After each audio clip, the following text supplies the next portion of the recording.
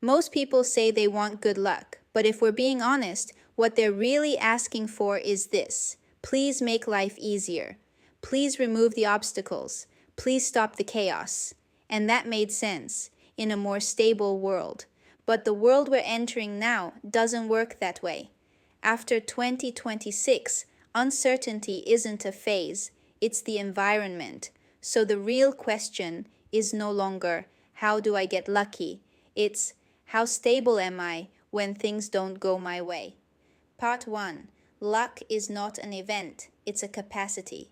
We've been taught that luck is something external: a good boss, a good market, a smooth relationship, a calm life. But that definition is outdated.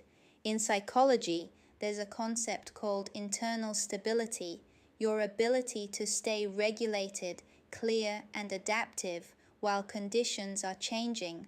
In the future, luck won't belong to the person with the safest harbor.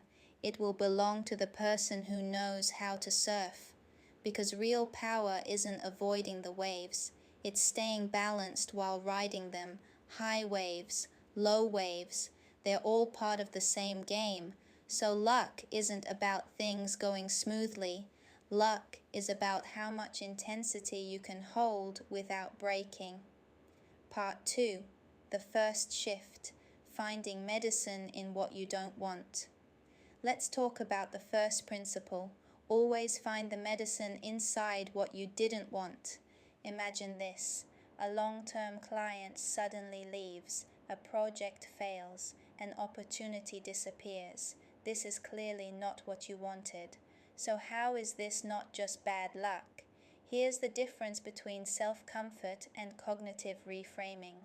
Self-comfort says, it's fine, I didn't need it anyway, and then stops. Cognitive reframing asks, what information is this loss giving me? Sometimes rejection isn't punishment, it's filtration. That client leaving might be a signal that your capacity has outgrown the container you were in. The medicine isn't pretending it doesn't hurt. The medicine is realizing this door didn't just close, it protected you from staying in the wrong room.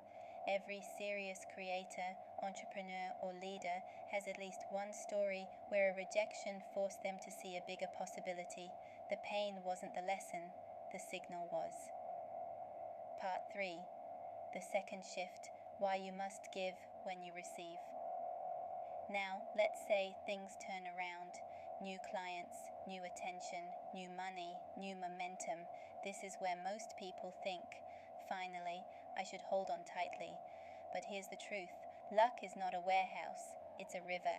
If you block the flow, what you get isn't security, it's stagnation. We see this all the time. A business suddenly goes viral, demand explodes. If the owner only focuses on collecting and doesn't give back into the system, better processes, better service, stronger teams, the success collapses under its own weight. Giving isn't self-sacrifice, it's strategic circulation. You give to expand your container. You invest in systems, people, and structure so your success doesn't outgrow your ability to hold it. Real luck scales only when value keeps moving. Part 4. The third shift: finding the tailwind inside resistance.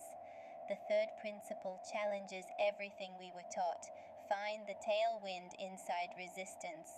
We grew up believing struggle equals virtue, but effort alone isn't wisdom. Think about sailing.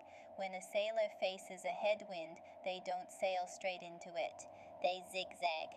They borrow power from the side force of the wind. That zigzag path is progress. In life, extreme resistance often isn't a test of character, it's navigation feedback.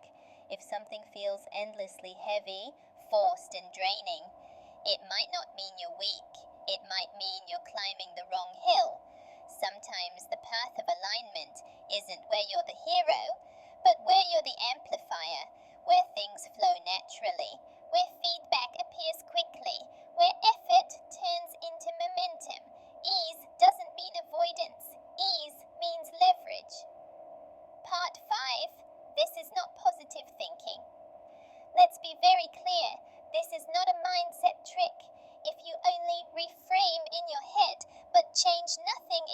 actions, nothing improves.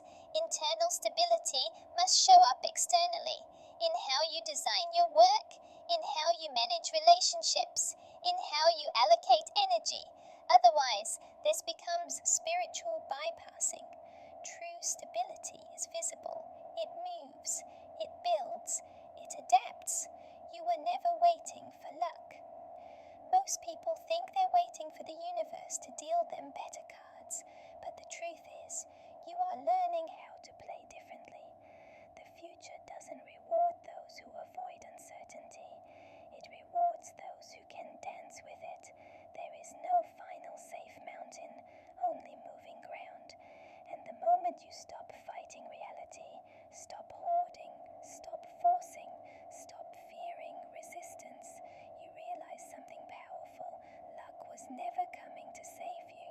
It was growing inside you. The moment your core became stable enough,